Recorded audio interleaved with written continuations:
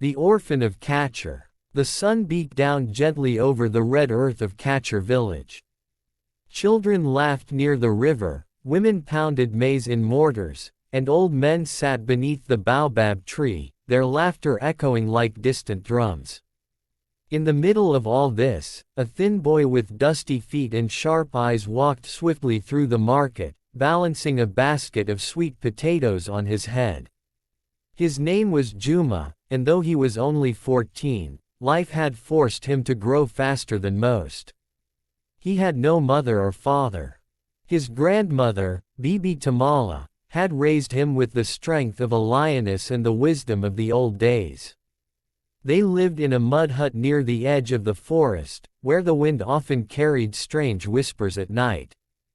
Juma. A voice called as he passed the market.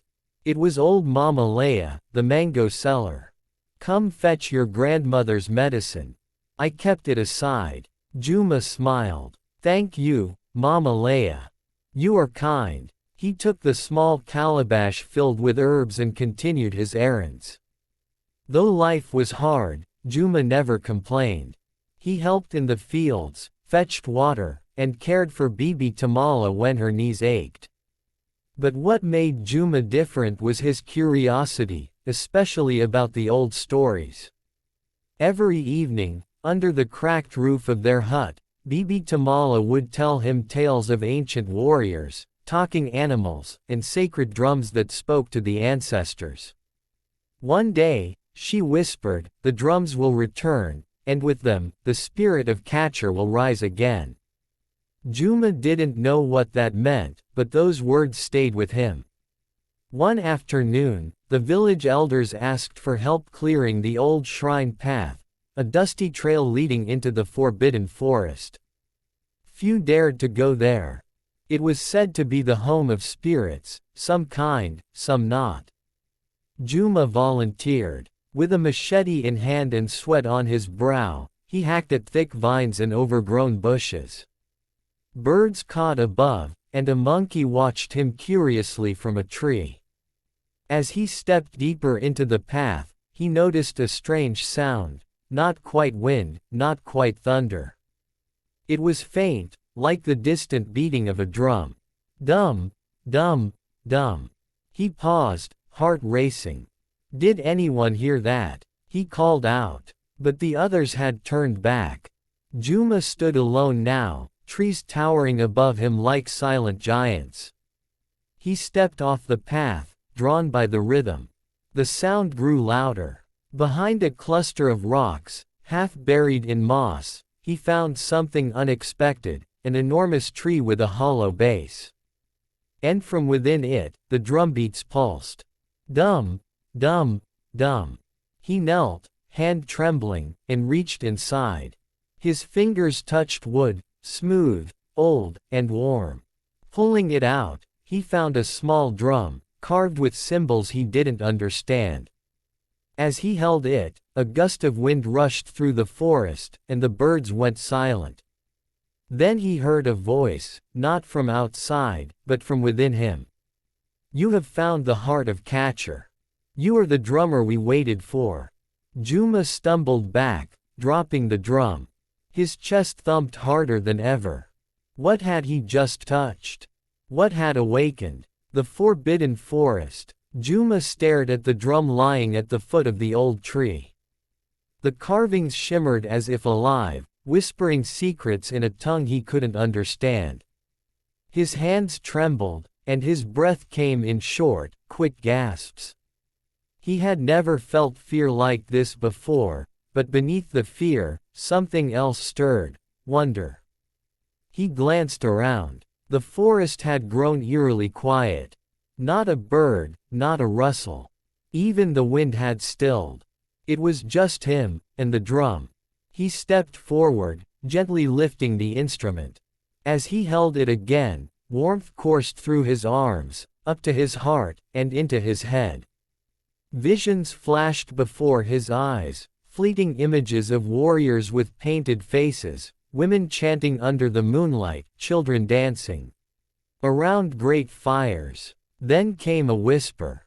Drum the past. Awaken the future. Juma gasped and dropped the drum a second time. But this time, it didn't hit the ground. It floated, just an inch above the earth, then slowly settled. He rubbed his eyes, not trusting what he'd seen. His feet were rooted in place. Every instinct screamed for him to run, to return to the village, to forget everything. But his grandmother's words came back to him. One day, the drums will return, and with them, the spirit of Catcher will rise again. Could this be what she meant? Taking a deep breath, Juma slung the drum over his shoulder and turned to leave the forest. But he didn't retrace the same path. Something pulled him deeper instead, like invisible threads guiding his steps. The air grew cooler, and the trees thicker. Soon he stumbled upon what looked like ruins, stone pillars, broken statues, overgrown altars. In the center of the clearing was a stone platform. Juma stepped onto it, and a low hum began beneath his feet. He sat down, resting the drum on his lap. His fingers hovered over the surface. Should he? One light tap. That's all. Dumb. The ground shook. Startled, Juma jumped back. The forest reacted, the trees rustled, animals cried out, and the wind screamed like a warning. But something else happened, too. Lights, soft, golden, began to dance in the air around him. He looked up.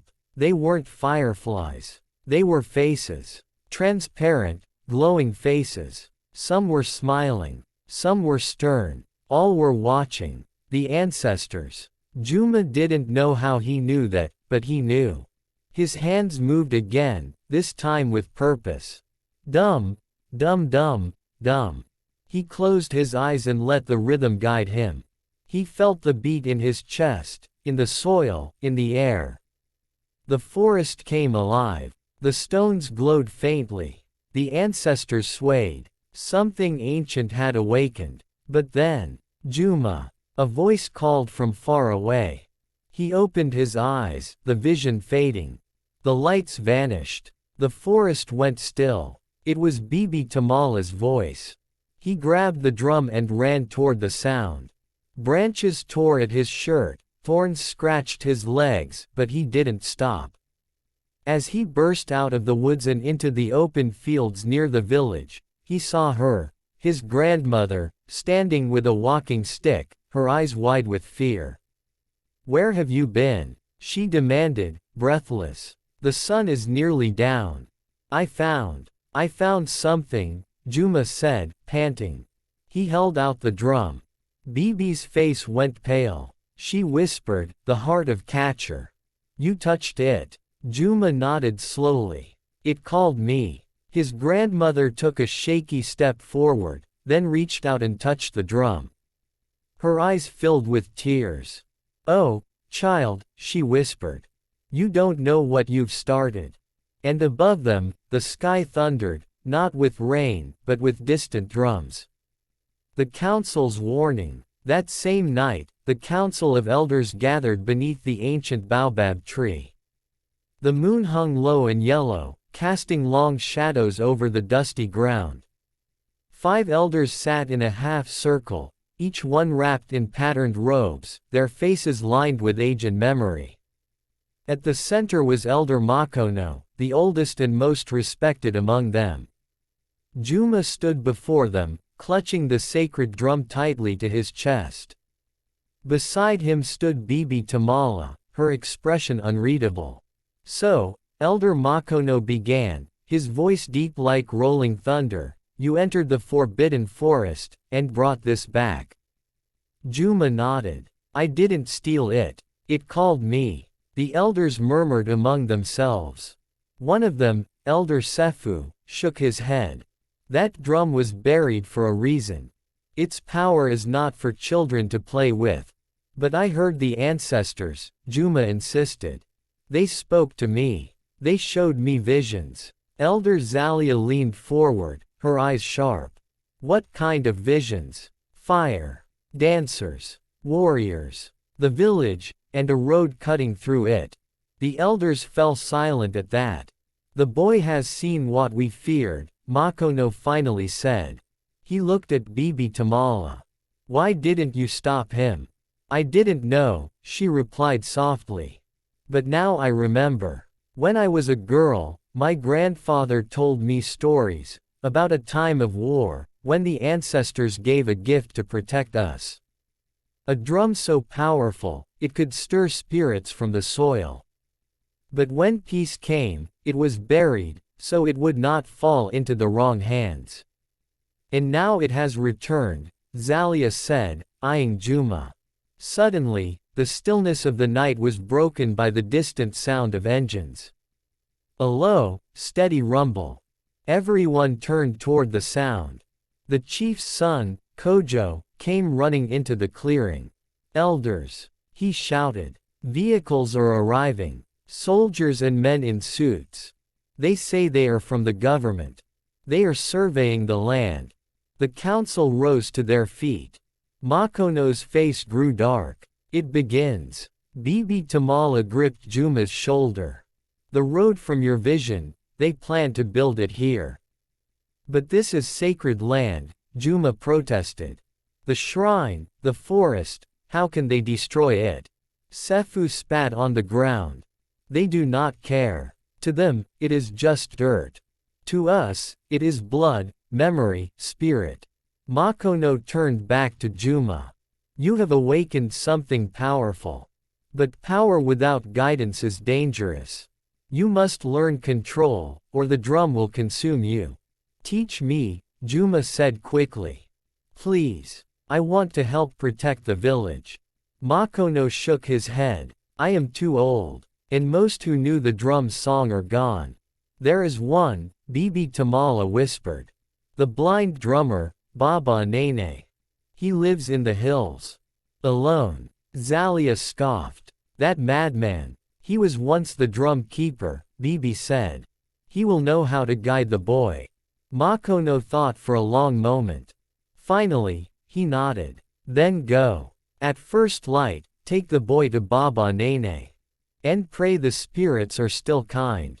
Juma's heart pounded, not with fear this time, but with purpose.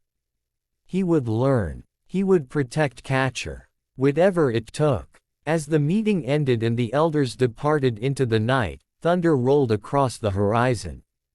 But there were no clouds in the sky. Only drums. The spirit within the drum.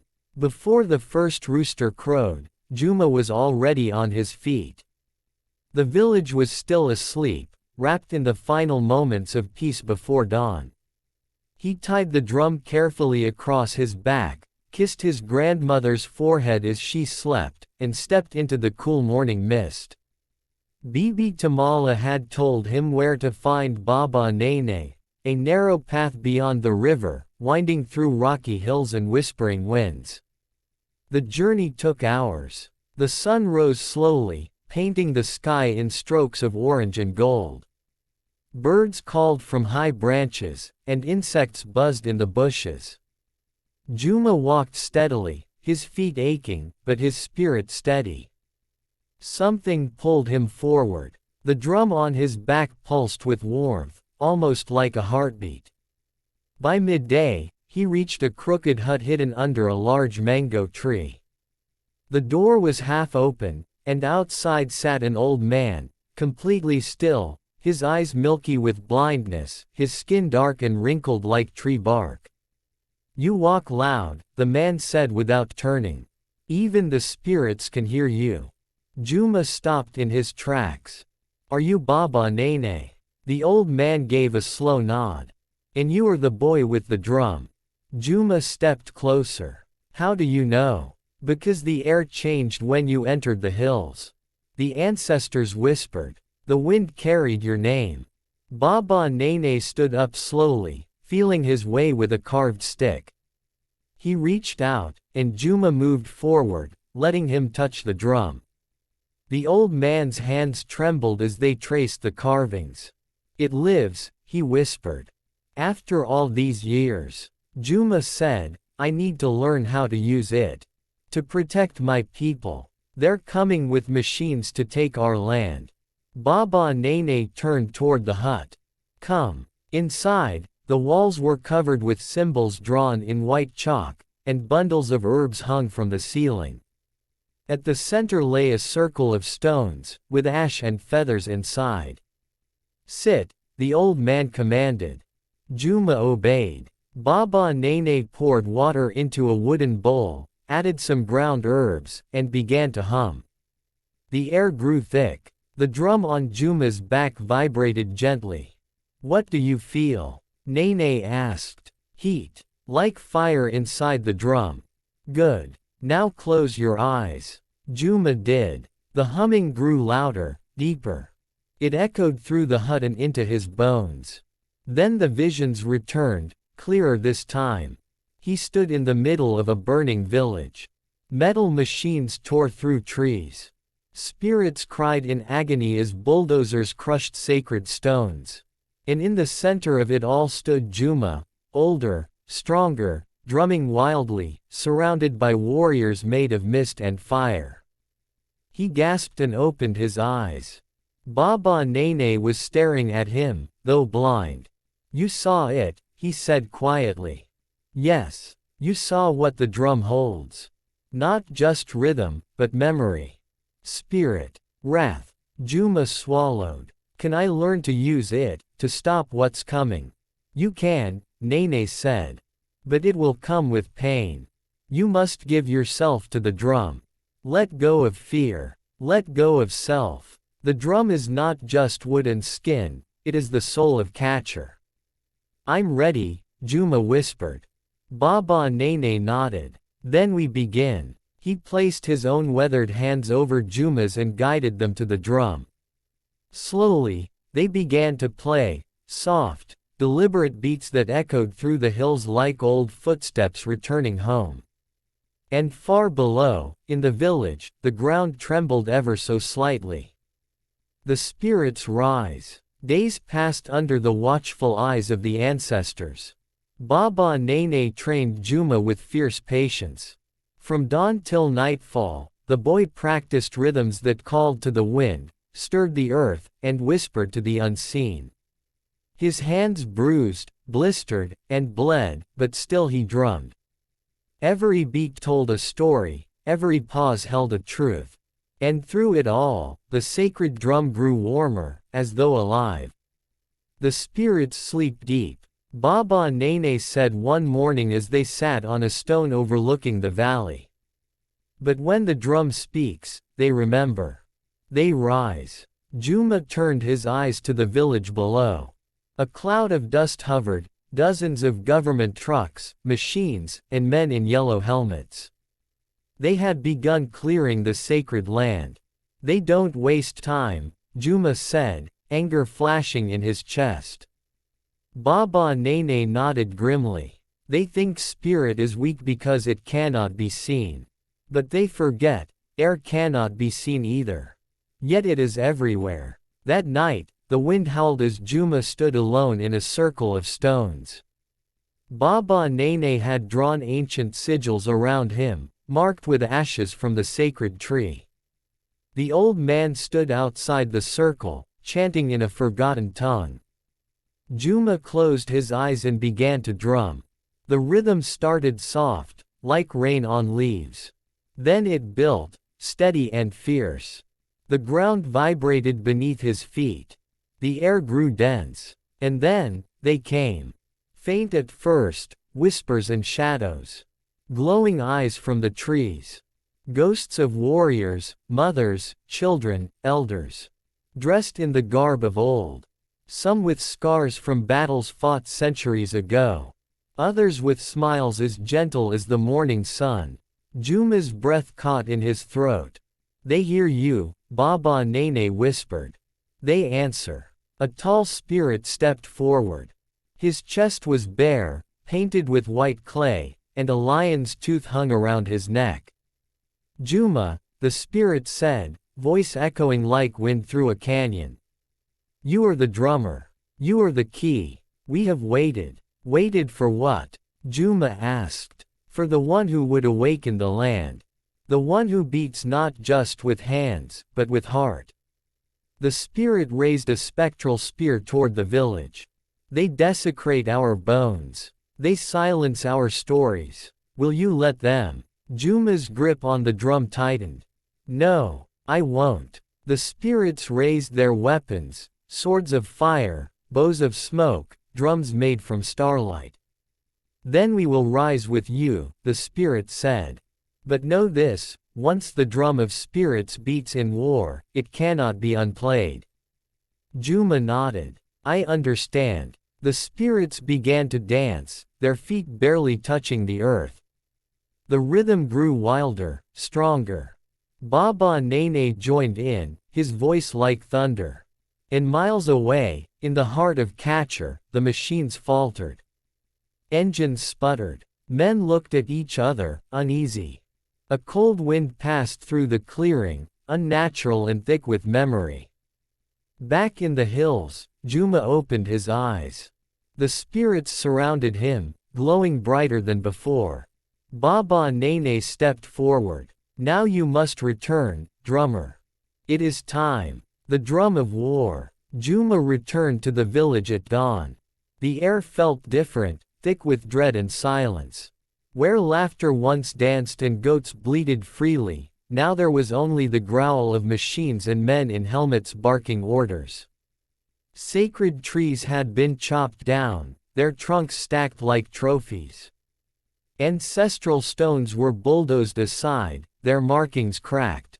But as Juma stepped into the heart of Catcher, the sacred drum on his back pulsed with life.